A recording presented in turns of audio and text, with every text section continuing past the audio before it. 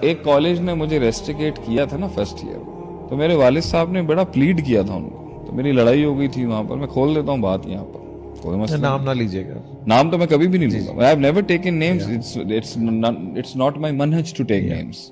بڑی بےعزتی تھی، بڑا حساب کتاب تھا. اللہ کی ایک سنت ہے یہ کہ اللہ نے یہ 360 گھمائے گا وہاں پہ. انہوں نے اپروچ کیا کہ ہم ان کا لیکچر کرانا چاہتے ہیں، لیکن کبھی کبھی غلطی سے تاریخ کے ناموں سے ایسا میرا نام غائب ہوا، انہیں خود نہیں پتا تھا کہ اس کالج کے سب سے پہلے ریسٹریکیٹ کو وہ ایک موٹیویشنل سیشن دینے کے لیے بلوا رہے ہیں. تو وہاں میں لیکچر دے رہا تھا، تو I was giving my lecture and in the middle of it, تو میں نے وہاں پہ کھول دی بات کہ یقین کی بات کرنی ہے نا، تو یہ یقین دیکھو، اسی کالج سے مجھے ریسٹریکیٹ کیا گیا تھا کراچی کے اندر، اور آج یہیں پہ کھڑا ہو کے ان کو خود نہیں پتا مجھے ہی بلا لیا انہوں نے یہاں پہ لیکچر دینے کے. میں نے کہا تنہائی بھی ایسی اپناؤ، خاموشیاں بھی ایسی اپناؤ کہ اتنا وجود تمہارا ختم ہو جائے کہ تمہیں بلاتے وقت بھی انہیں یاد نہ ہو کہ یوسف جو ہے نا اس ٹائم پر مصر کا بادشاہ بن چکا ہے. تو یاد بھی نہیں تھا ان کو کہ جب وہ اناج لینے کے لیے آئے تھے، ان کو یہ نہیں پتا تھا کہ 20 سال پہلے کی بھی کرنی سامنے بیٹھی ہوئی ہے، اور اب فائنانس منسٹر ہے پورے ریجن کا. وہ بھول جاتا ہے آدمی. تو دس از ہاؤ اٹ از. آپ اپنی زندگی کی فتوحات اور اپنا سٹرگل کرتے رہیں.